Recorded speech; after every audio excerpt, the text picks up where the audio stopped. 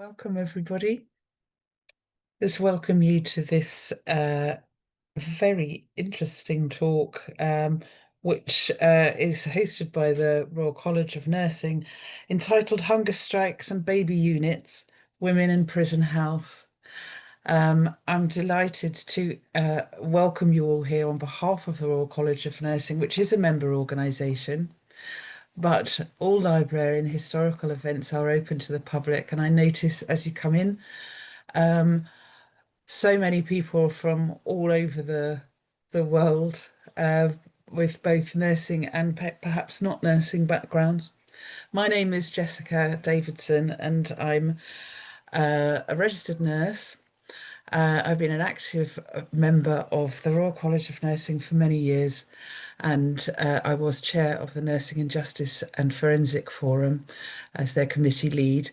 And I'm now a fellow of the Royal College of Nursing, and my background is in justice nursing itself, primarily in police custody, and now very much in sexual assault response coordination services, for which I take the lead role in Scotland.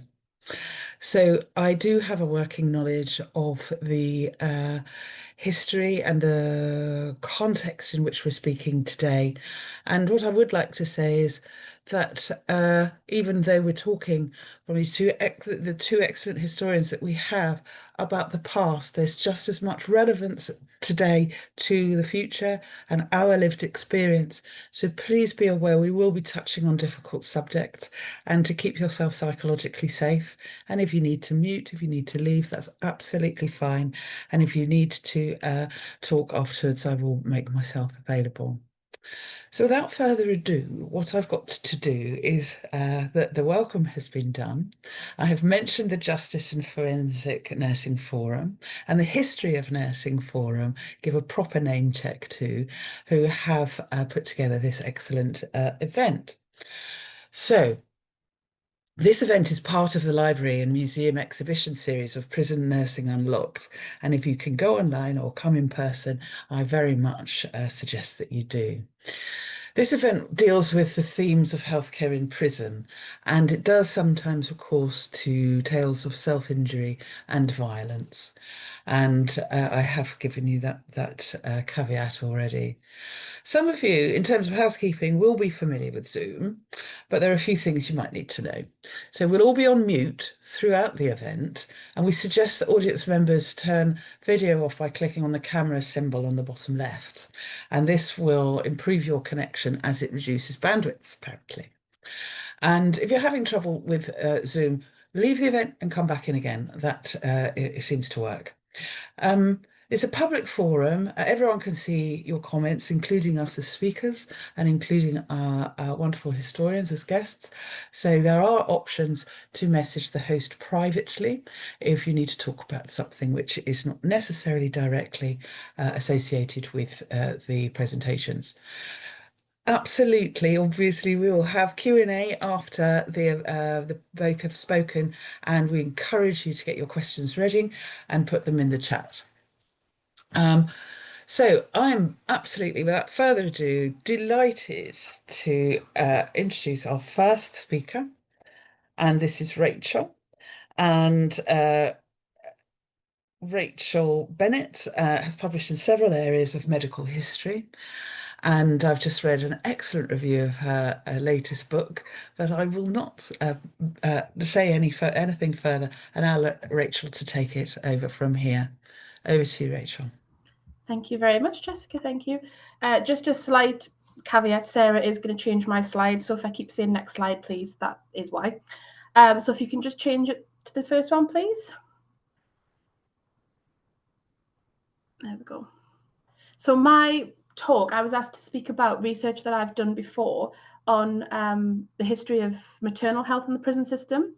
So being a historian, my work is largely from the mid-19th century to the mid-20th century, but I found that the book also then reflects a little bit on modern stuff as well, particularly in the conclusion, which I will talk about in the talk. If you can change to the next slide, please. Now, my research was born out of a much larger project called Prisoners' Medical Care and Entitlement to Health in England and Ireland. And it was focused on 1850 with the inception of the modern prison system, up until about the year 2000, but we ended up kind of going a little bit before and a little bit after as well. It was a major research project funded by the Wellcome Trust, loosely between 2015 and 2020, although there's been quite a lot has come out since 2020 in terms of publications. There's a couple of members of the project here, including Hilary Marland, who was one of the project PIs, along with Catherine Cox in Ireland. So the project team had several strands, and we published widely in the areas, including things like mental health, prison reform, a bit of prison diet, which links to the next talk, and basically all aspects of health that we came across. And I've put a couple of links on the slide, which I'm happy for Sarah to share after. The History of Prison Health website, there's lots of stuff on there about our publications, where you can find out a bit more about the project. But my strand in particular was focused upon women in prison.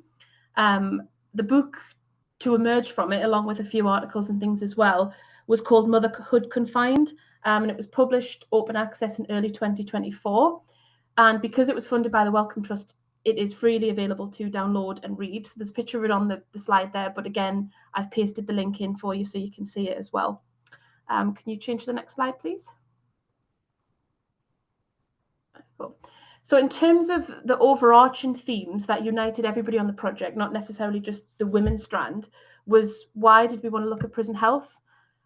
Prison history, for anybody familiar with the field, there's quite a lot of multifaceted stuff been done on the modern prison system and the rationale for setting it up the way it was set up and its place in broader punishment narratives and how they change over time. But why we chose health was because it's very interesting to look at how they balanced health and discipline in often obdurate environments. So prison was intended at the start to be quite uniform, to be efficient, to be a deterrence as well, but that had unintended and certainly unplanned for impacts on physical and mental health from the start. Prison staff who, unless they were the prison doctor, were not medically trained, they had a lot of responsibility for care and containment of people from all walks of life, but with a variety of different health needs. And alongside that, the system was trying to exercise discipline and economy while avoiding censure from the outside and how the outside looked into the prisons. They worried about that. And I'm going to talk about a couple of instances in particular where the prison comes under a lot of scrutiny. So the regimes come under a lot of scrutiny from the outside and they kind of have to adapt as they go.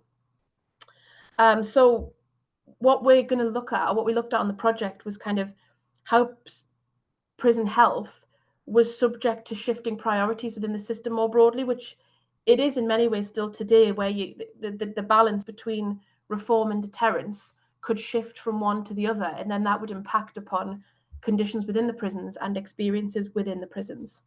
If you can change to the next slide, please. Now, like I said, my focus was on women in prison, and it wasn't just on motherhood, but that became the biggest strand of my project. So that's the one I'm going to talk about today, and that is the focus of the book.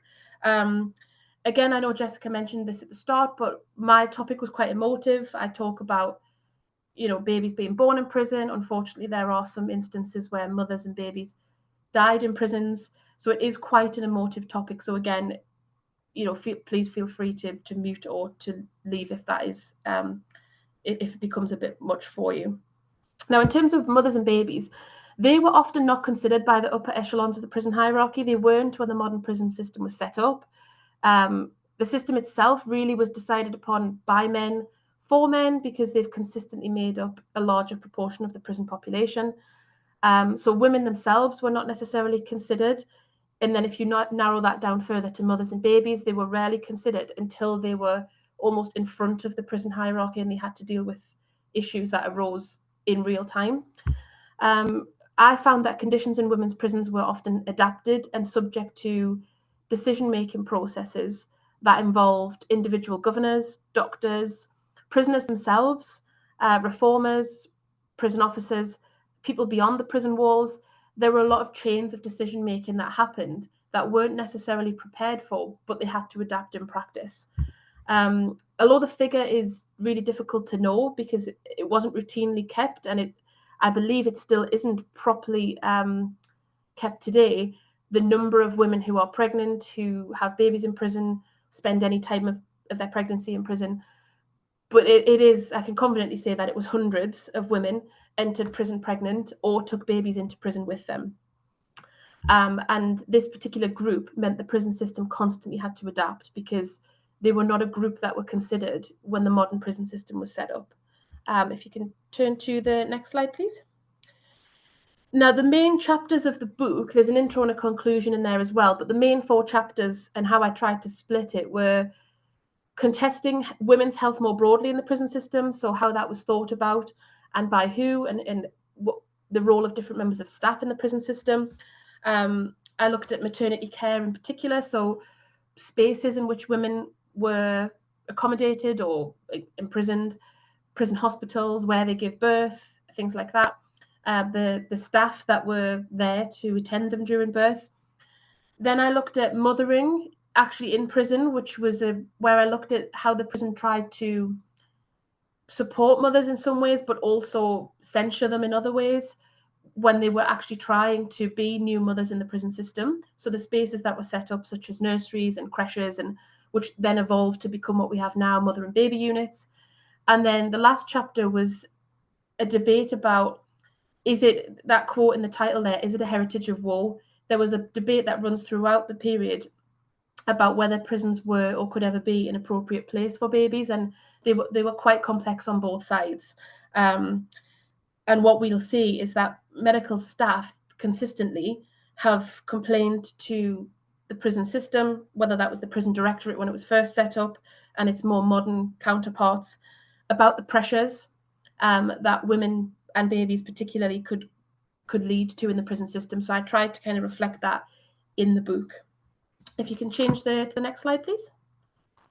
So I'm going to focus in particular, because I don't have time to talk about the whole book, I'm going to focus in particular on the debates about prison births, but also bringing in stuff from the other chapters around kind of how medical care filtered into those debates, and the nature of maternity care, and how that was discussed in terms of access to care, entitlement to care, the impact on staff, and the impact on women themselves as well.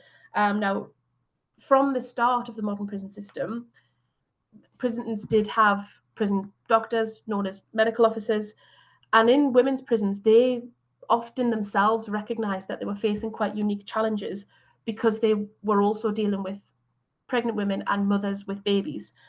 Because women could give birth in the prison, but they could also bring babies in with them up to a certain age, which they still can today. And some certain prisons faced a lot of pressures because of this. So one of the earliest women's prisons, Brixton, which was the first female-only prison, it only existed as a women's prison between 1853 and 1869. So its opening is kind of the start point of my book, really, the 1850s. In that period alone, there was 138 women moved to Brixton based on medical grounds alone, because Brixton was one of the only ones that had specific space for mothers and babies. And the medical officer, his name was James Rendell, he repeatedly wrote to the prison directorate about this, complaining of the pressures that this caused, talking about how it was an unconsidered question that hadn't been addressed properly, and the prison didn't have the space, didn't have the money, didn't have the staff to be able to deal with this. But his complaints largely went unanswered, really. And when Brixton was closed in 1869 and they opened the next prison for women, a lot of the issues continued, and they continued up into the early 20th century when Holloway Prison became the main women's prison in England. And what I'm going to look at is some of the debates that you can see. There's some quotes on the slide there. One of my chapters goes into this in a lot more detail, but it was initially in the 19th century, the debates about prison births were less about medical care necessarily and the standard of that, and they were more couched around questions of morality in the second half of the 19th century. So you had prison chaplains, reformers, also people on the outside of prisons, talking at length about mothers and the associated ills and vices that they might have come from outside, such as drinking, poor living standards, living in poverty. That kind of stuff was talked about, but it was often seen as the prison was a place for intervention in some ways, not necessarily medical intervention, but moral and social intervention. And it was actually an opportunity. So there are a few chaplains that I've mentioned in the book. One of them was Liverpool's chaplain, James Nugent, because Liverpool was quite unique in the number of women that they actually had. It was a mixed prison, but the women's side was often very, very overcrowded. And you also had John Henry Moran in Brixton. They wrote to the prison directorate quite a lot and reported at length, and they actually took it upon themselves to carry out observations, to write up studies of the women that they'd attended in the prison, particularly mothers. And some of the things they argued was that mothers should be kept longer in the prison, and prison should be a place for moral intervention, especially for women who were bringing in babies or were going to have babies. But the quotes on the slide are more from the turn of the 20th century, so early 20th century. And this is where the debates increasingly start to become more multifaceted. So this moral stuff doesn't disappear, but what you see is medical debates starting to be intertwined with them a bit more. So you can see at the top there, Arthur Griffiths, who was a prison administrator and had several roles in the prison system. He talked about at length about babies born in prison actually being better off than what he called the freeborn, because of this idea that the prison was a place of intervention if they'd come from poverty. The middle was from Alice Hawkins, who was a suffragette. Now, I won't talk too much about that because Ian is going to talk a bit more about that, but suffragettes and later in the 1940s, conscientious objectors, they took it upon themselves to talk about medical care in prisons for women. And Alice Hawkins in particular wrote a piece where she discussed seeing the babies in the prison. And again, rather than seeing it as a medical issue, she actually commented that they were being cared for in the prison, but she said it was an injustice and it was just one more thing to add to their cry for, women to get the vote so these things could be ended. And at the bottom there, you have Hobhouse and Brockway, who were ex-prisoners themselves, who wrote a really big volume where they brought together testimonies of past prisoners. And they were saying that actually having babies in a women's prison was unique because they bring what they called a touch of something human.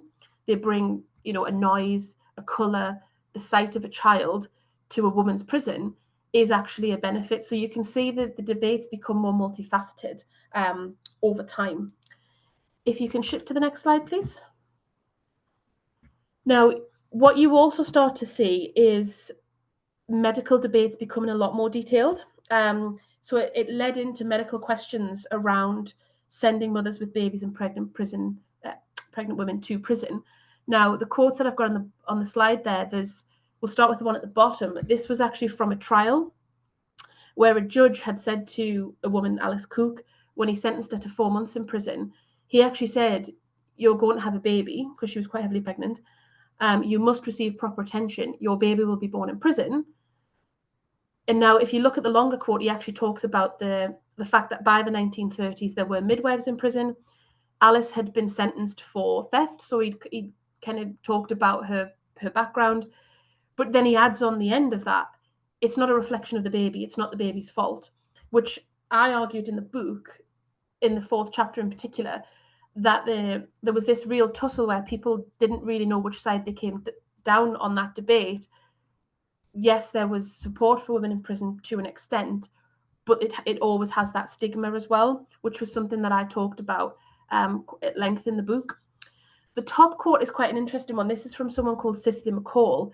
Now, she was actually a qualified psychiatric social worker, and she went into and worked in a couple of women's prisons, Holloway and Aylesbury.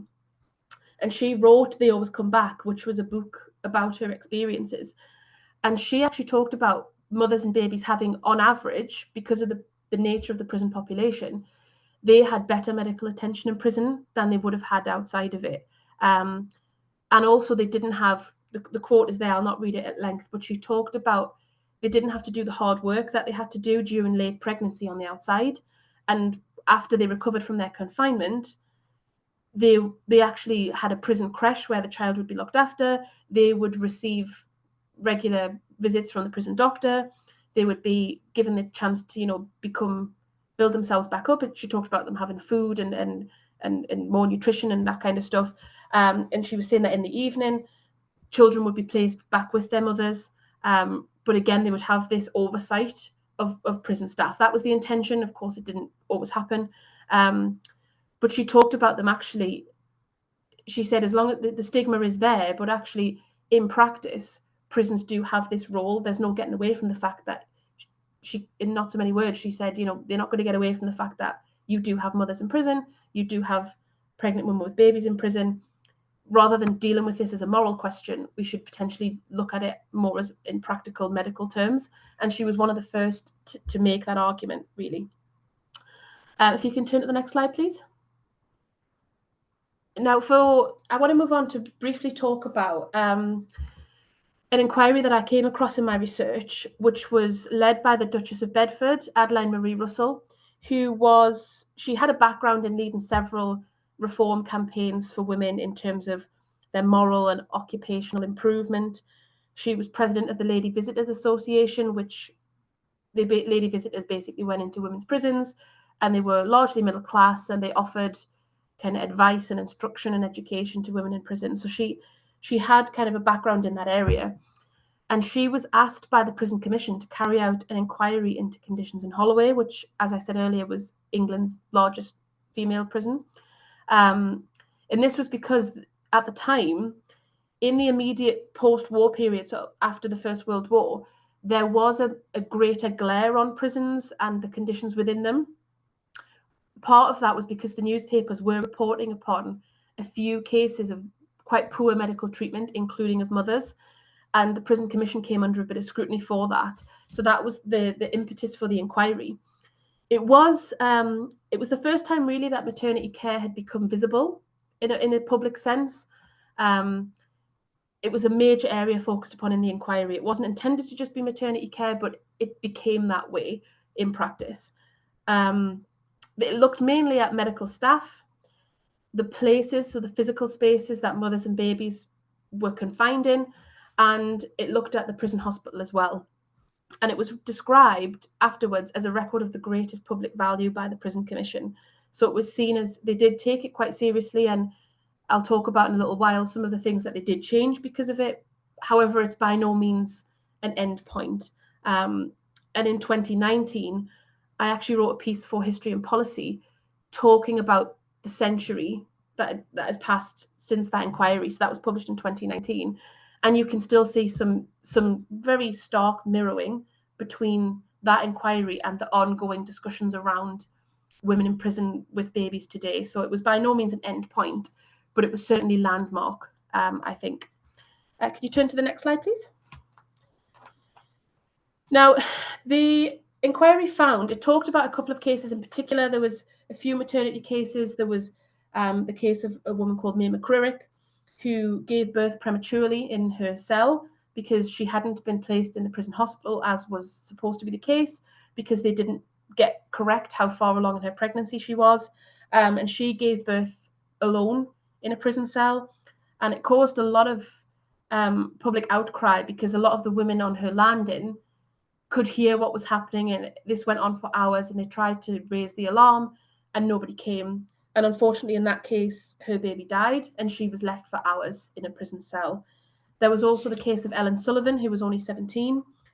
She was in the prison hospital, but it was staffed at the time by an inexperienced prison warder who had no medical experience, who had to patrol 2 floors of the hospital. And Ellen, again, faced complications in her birth. Her child was seemingly born alive, but because there was no prison doctor on hand and there was no midwife on hand, her baby again unfortunately died. And both of these cases were held up as, a major impetus for change. Around the time of the inquiry, Holloway was the first prison to have trained nurses as part of its regular staff.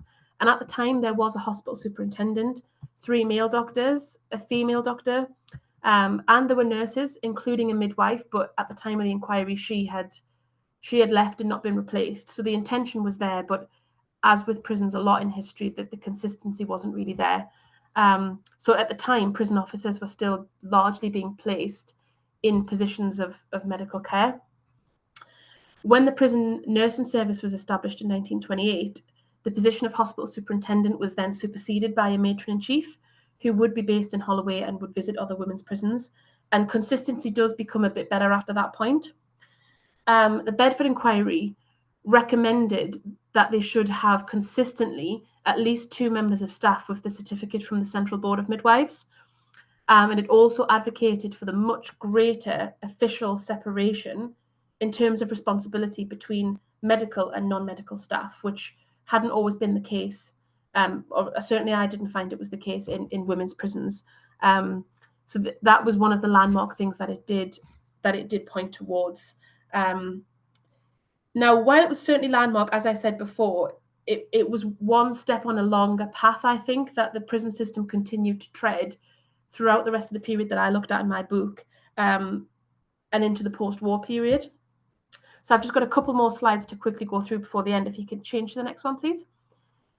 So very briefly, I'll not read all of this out, but in the post-Second World War period, that was the next point of change, really, within the prison system, where women and babies became more visible again. And that was because there was the argument in the 1948 Criminal Justice Act, which empowered the Home Secretary to authorise the temporary release of pregnant women to outside hospitals if they so chose. So the idea was, if you knew a woman was pregnant in prison, you would ask if they wanted to give birth in an outside hospital, so arrangements could be made for that, or they could stay within the prison hospital. This was largely because of several high-profile cases where there was a lot of debates led by the families of pregnant women to not have their babies in prison. And something that happened, a consequence of these debates, was a lot more detail about the type of medical care and the standard of it in prisons.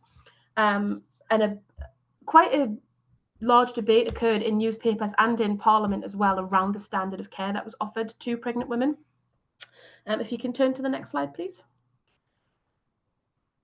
And one of these debates was around, should mothers have the last word? Because it was acknowledged that by that point, by the 1930s, really every women's prison had a trained midwife, and that was a result of the Bedford Inquiry. A big area of debate was also around, should women have a say? Should mother have the last word? Which was a term that was used time and time again. And what you saw happening is that the government of the time was reluctant to force women to give birth outside. The Home Secretary, Chutter Eid, was really reluctant. He faced a lot of criticism in the House of Commons for this, because he said prison hospitals were actually fully equipped and they provided a good standard of care, and they had experienced nurses, they had experienced midwives on hand. Some women felt more comfortable staying within the hospital. And it kind of came full circle and brought back this moral question of stigma. And should it matter if the medical care was of a good standard? Should it be more about, women shouldn't have that choice because it's ultimately it'll affect their children? If you can just flick to the next slide, because I'm nearly done. Now, the Act itself didn't end the practice of prison births, but it did lead to a notable decline. And I ended my book in the mid-1950s because you can see from the statistics on there that there was a drastic reduction of prison births. Compared to the year when the Act came in, of 100 women imprisoned at the time of giving birth, 75 gave birth in prison. After the Act came in the first couple of years, there were only 15 babies born in prison compared to 92 in outside hospitals. Now, it's due to a lot of factors, not just that Act in particular, around maternal choice, more consistent arrangements to facilitate removing women to outside hospitals, which hadn't been the case, but also some broader shifts towards more hospital births more broadly. And just to end it, I can talk a little bit more about the modern resonances in questions, but today women are supposed to be transferred to hospital for the birth of their baby. They're not given that choice necessarily. It's the case of they are supposed to be, but there are still very recent cases where this hasn't happened in time, and women have still given birth in prison. So it has led to several high-profile cases, a couple of which I do discuss in the conclusion of the book, and I'm happy to come back to in questions, but I don't want to run over too much. So I will end there. Thank you.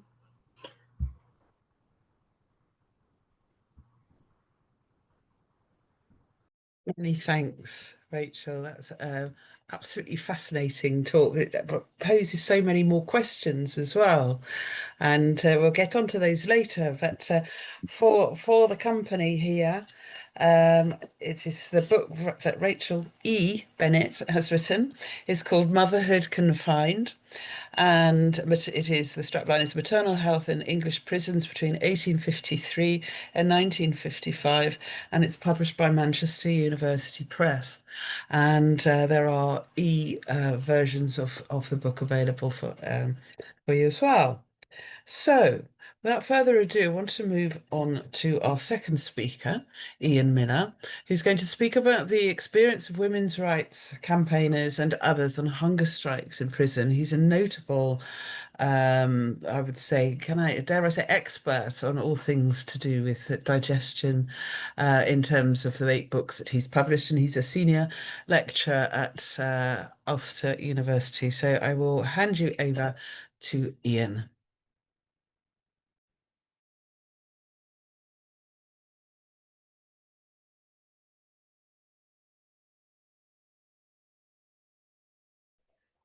So, thank you.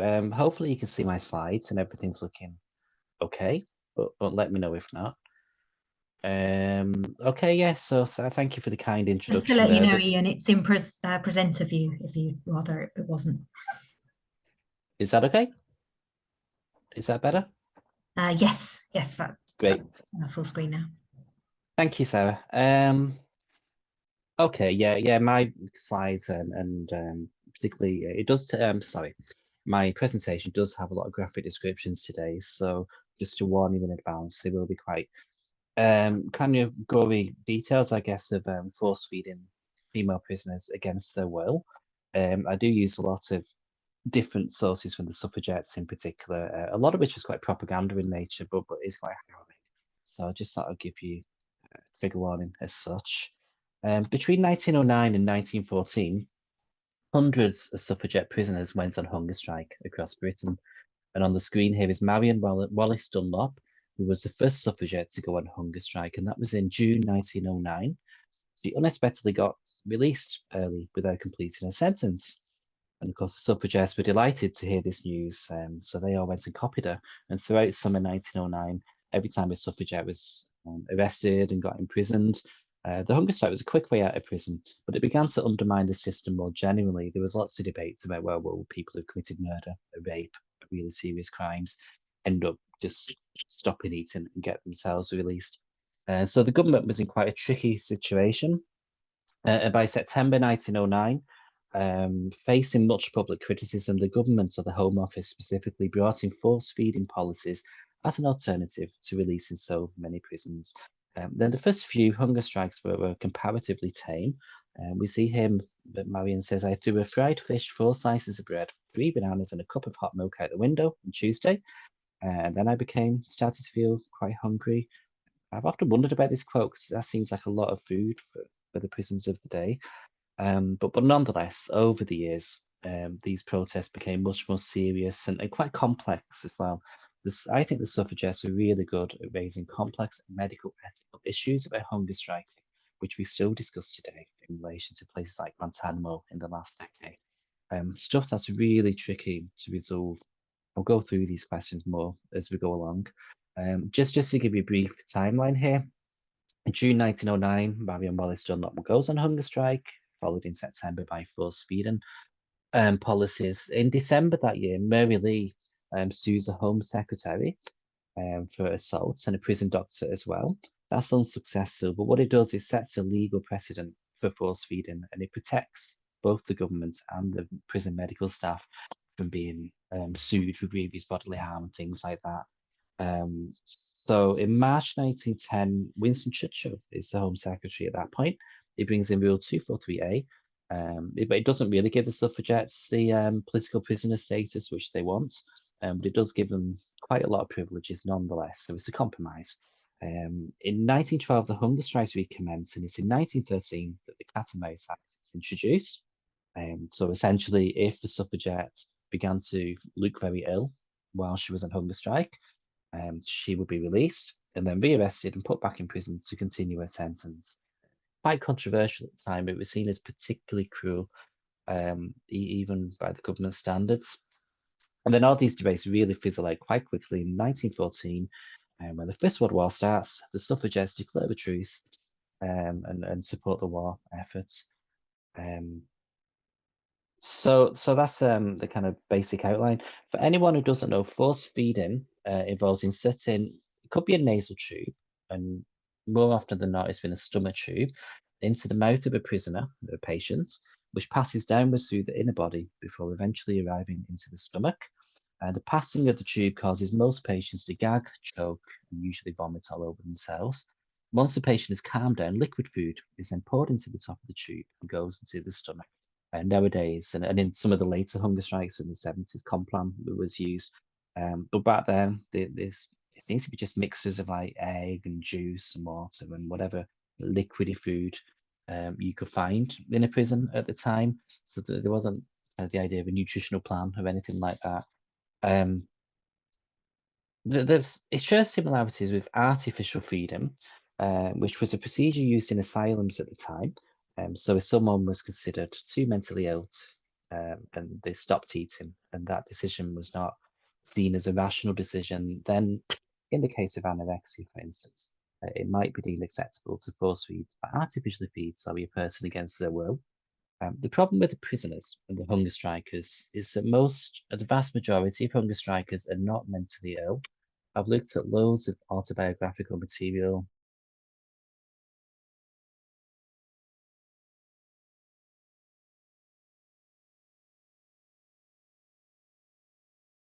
Strikers who I've looked at experience hallucinations and mental distress, but I've only had one example of someone who actually developed a very severe mental health issue. So this complicates matters because, of course, if you are a sane patient of such, you have a basic right to be able to refuse medical treatments, including artificial feeding, if you so wish. And most of the prisoners who were force-fed insisted that the procedure was used primarily to punish, degrade, and harm. And they claimed that the passing of a stomach tube through the body was painful and emotionally traumatic. I've not found one account, and I've looked at various contexts of anyone who said, well, it was okay, or I didn't mind it, or certainly not found anyone who claimed it was pleasant or anything like that. So that's a consistent thread. Obviously, a lot of the material I do look at is propaganda, but at the same time, you know, I would view this. It might be a therapeutic procedure to some extent, but I would view it as punitive as well, serving punitive purposes. And these are some of the issues which the suffragettes were very good at getting to grips with, and questioning the role of prison doctors. Why are they taking orders in the Home Office? Is prison medicine political in that sense? And all these really complex questions about dual loyalty to the state and to the institution in which you work, and also to the Hippocratic Oath as well, which seems to have gone out the window, according to the many critics of force feeding. Initially, the Women's Social Political Union propaganda, I'll just say WSPU from now on, almost in some ways try to frame the hunger strikes suffering in a kind of religious framework, but I don't think that works particularly well in the British context. You can see a lot of the imagery does in some ways remind you of Christ on the cross and those kind of themes as well. But I think ultimately force feeding was too visceral, too messy, too undignified. The suffragettes choked, gagged, screamed, vomited all over the doctor, ideally. They cried and fought back and spat and so on. This isn't really good spiritual imagery. And I think if you compare it to the Irish context, where there was a much stronger kind of Catholic identity emerging in the 1910s as the country built up to national independence. There was ancient traditions in Ireland of fasting outside people's homes if they'd grieved you in some ways. So I think in terms of Britain, the focus is really on the ethics of force feeding, and it's a very modern debate in many ways, very secular debate, if that makes sense. So I'll go on to talk about how exactly the suffragettes were force fed. I mean, the first thing was you had to obviously check that a suffragette was definitely on hunger strike, which in most cases was fairly obvious. But Emily Davison in 1912, she's quite famous for dying under a horse. But she tried to confuse the prison medical staff by going on a partial hunger strike, so they didn't really know if they should feed her or not, but they force fed her anyway. Suffragettes rarely complained about hunger itself. I think that's because initially, at least, most of the prison sentences were quite short. They were in there for a week, maybe 2 weeks, maybe a month at the most. It's only as you get to 1913 and 14 and the suffragettes commit really big crimes like arson that that longer sentences become a bit more usual. At the time, it seems, and I think it's genuine, that doctors believe that you could only survive maybe a week at most without food, and then you die.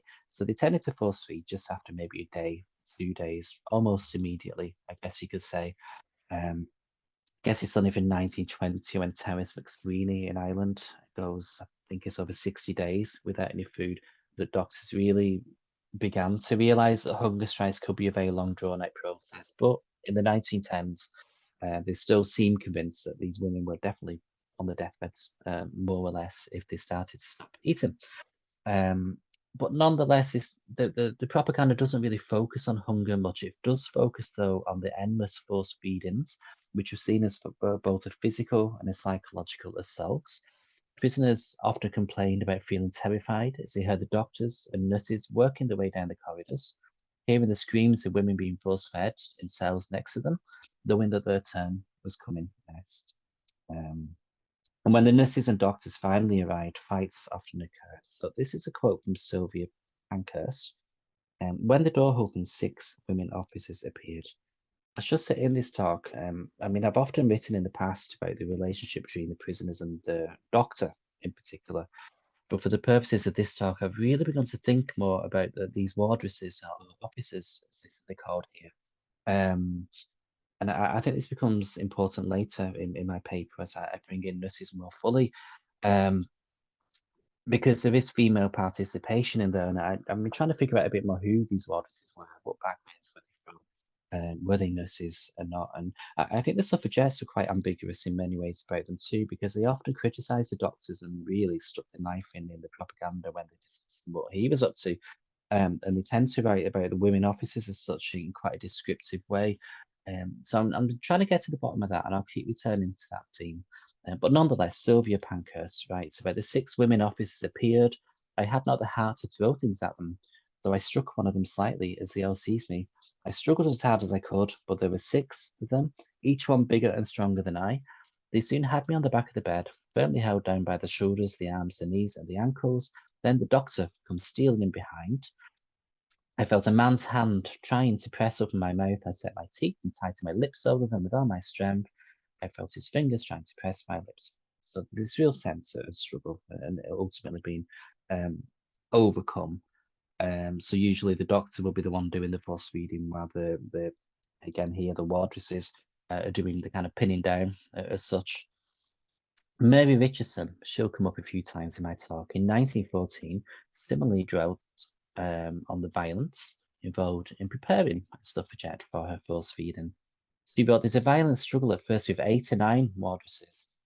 Frequently, after being overcome by them, one is flung onto the floor, picked up, flung onto the bed. Quickly, each wardress seizes a part of your body allocated to her, and 3 lie across the legs, almost breaking, it would seem, the tendons under the knees.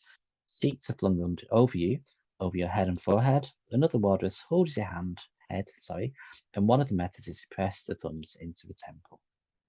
So you can see even before the force feeding has begun, there's a lot of stuff going on, a lot of physical and psychological distress for the hunger striking prisoner. It seems that nasal feeding was used where possible. This is a stomach tube from the time, but I think it was probably easier in some ways to use a stomach tube, especially if you've got a patient who's struggling and attacking you and things like that. I do have some accounts of the nasal tube. So Mary Allen, a Bristol prisoner from 1909, didn't take well to the nasal tube. Her nose became inflamed or obstructed. There's another one, Myra Sad Brown at Holloway Prison. She had a nose operation earlier in life. So of course, she didn't take particularly well to the nasal tube at all. There was a lot of bleeding, and then the doctors resorted to the stomach tube as an alternative. It was helpful from the doctor's perspective if suffragettes had bad teeth or missing teeth. Bad teeth were quite usual at the time. The Edwardian period as such. So as Sylvia Pankhurst recounted, I heard one doctor say there is a gap, and the other replied, no, here is a better one, this long gap here. Then I felt a steel instrument pressing against my gums, cutting into the flesh, forcing its way in. Then it gradually forced my jaws apart as it turned a screw. Sylvia Pankhurst, too, similarly complained about developing gum problems as well. So she continued by saying, I am fighting. I have 4, 5, and 6 wardresses every day, as well as the 2 doctors. I mean, this is quite a drain on medical resources if you view it from that perspective. There's a lot of staff involved in subjugating these women in the prisons. She continues, I am fed by stomach tube twice a day. They pry to open my mouth with a steel gag, pressing it in. Where there is a gap in my teeth, I resist. My gums are always bleeding. But even once the tube was in, it could prove difficult to accurately direct it throughout the body, because if the liquid is accidentally poured into the lungs, which has happened in other hunger strike contexts, pneumonia can develop and a quick but painful death. Mary Richardson describes this tube going in her as choking and coughing begin, tears stream from the corner of the eye. Pain and injury to the eyes alone is a fine torture apart from all other things. But it's often the tube coming out, which the suffragettes really spend a lot of time writing about. So here again is Mary Richardson. After the feeding, the doctor removes the tube by 2 vigorous jerks that seem as if they were splitting the face in half. The remnants of the food in the tube splutters over your face, and the head sheet is used to wipe it all off. The doctor disappears hurriedly, and the wardresses, again, one by one, relax their various grips on your body. I mean, there are claims later on that rectal feeding was used in some cases. The suffragettes also, from 1914, begin to claim that some of them are starting to feel quite drowsy while in prison, and they don't quite understand why. So they claim that they've been given a drug, bromide, which is used to counteract vomiting while they're being force-fed, that is, and relaxing the prisoners' bodies, partly to make this process of getting a stomach tube inside them a bit easier.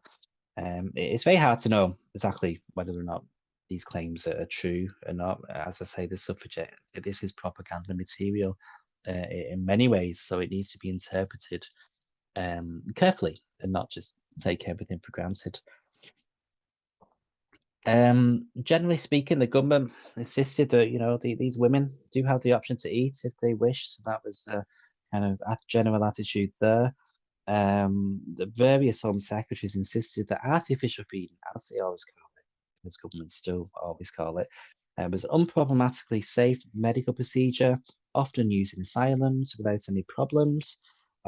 George Bernard Shaw, the famous author, threw down the gauntlet, asking Reginald McKenna, one of the Home Secretaries, perhaps he could be force-fed in public then if it's that safe, and reassure us all.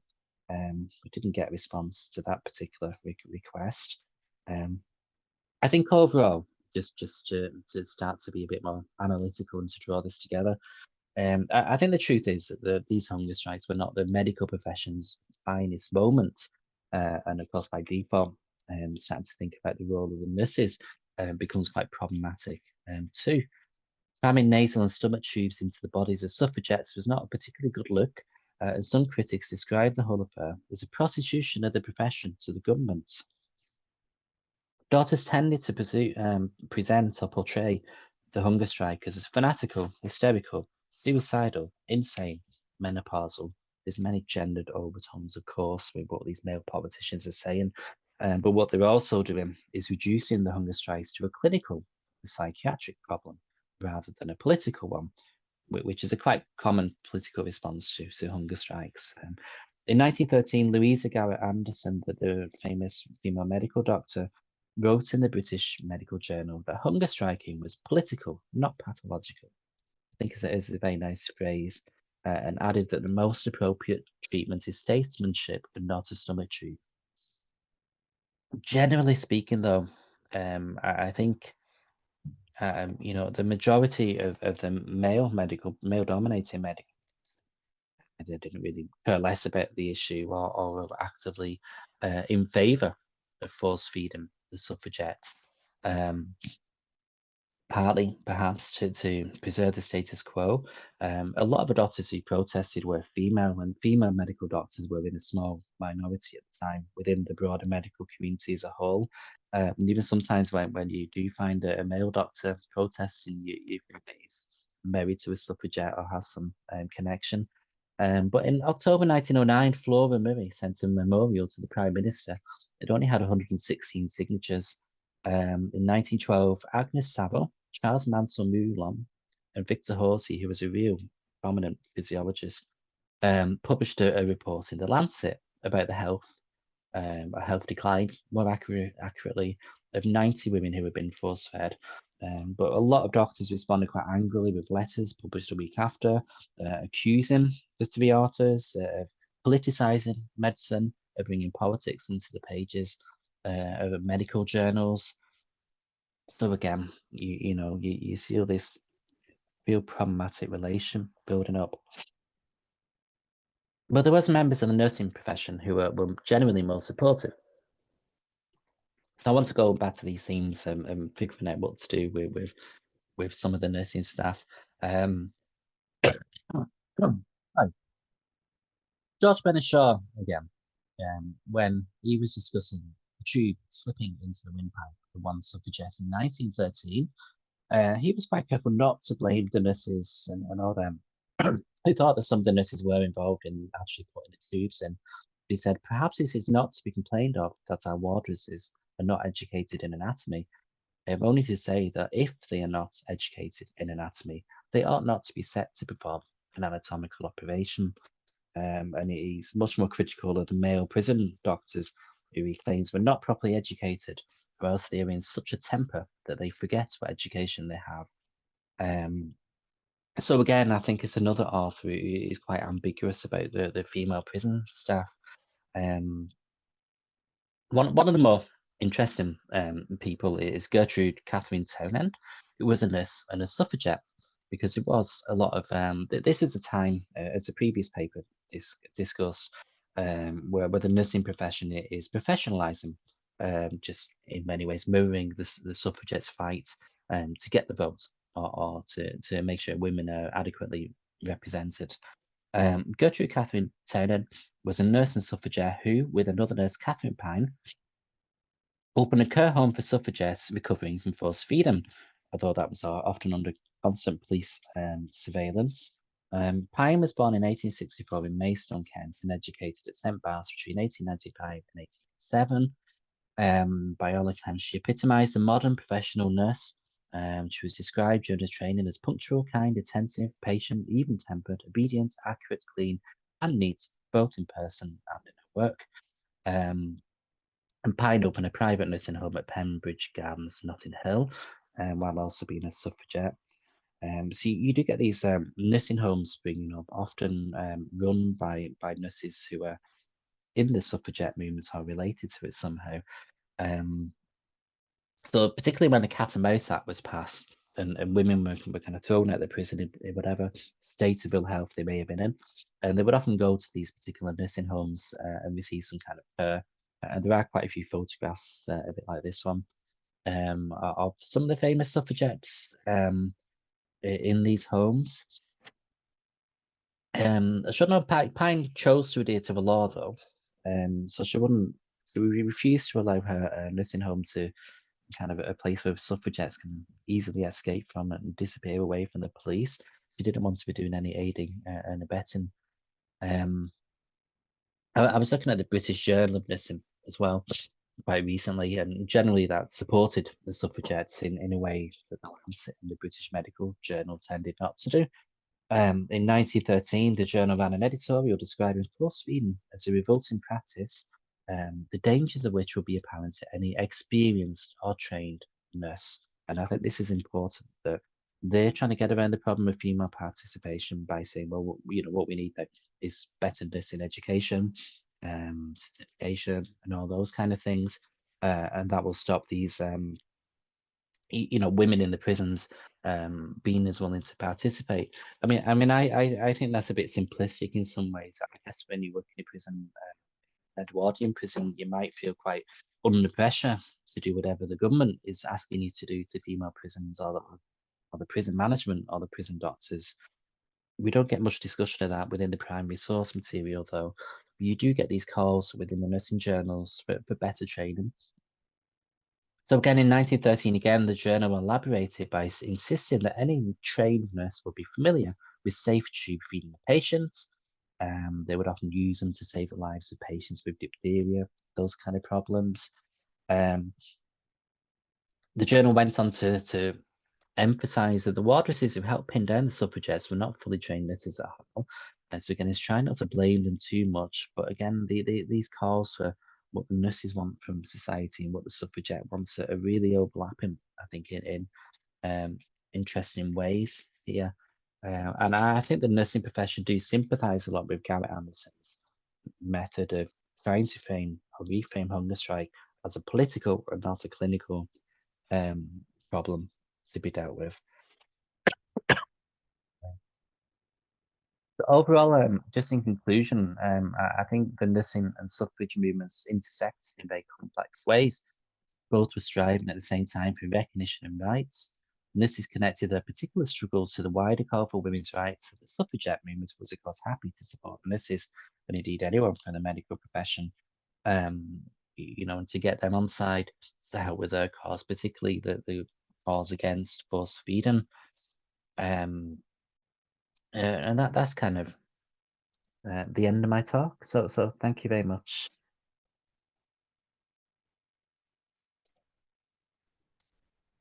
Thank you very much, Ian. Two very, very excellent lectures.